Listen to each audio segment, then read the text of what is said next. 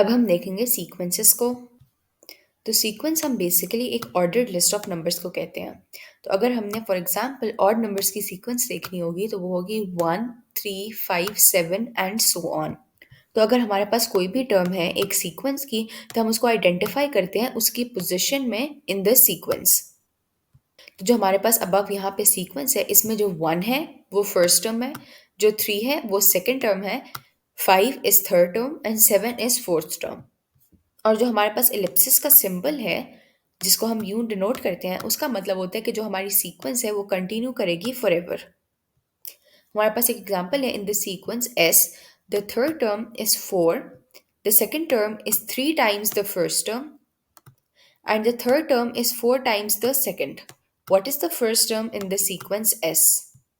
Now question में हमें given है कि जो थर्ड टर्म है ऑफ S दैट इज 4 और जो थर्ड टर्म है वो 4 टाइम्स है द सेकेंड टर्म। तो इसको हम ये भी कह सकते हैं कि जो सेकेंड टर्म है वो इक्वल है 1/4 और जो थर्ड टर्म है वो इक्वल है 1/4 मल्टीप्लाइड बाय 4 के which is equals to 1। Now हमें ये भी क्वेश्चन में गिवन है कि जो सेकेंड टर्म है वो 3 टाइम्स है द फर्स्ट टर्म। तो इसको हम ऐसे भी लिख सकते हैं कि जो फर्स्ट टर्म है अगर वो इक्वल होगी 1/3 के, तो जो सेकेंड टर्म है वो इक्वल होगी 1/3 मल्टीप्लाइड बाय 1 के which will be equal to 1/3।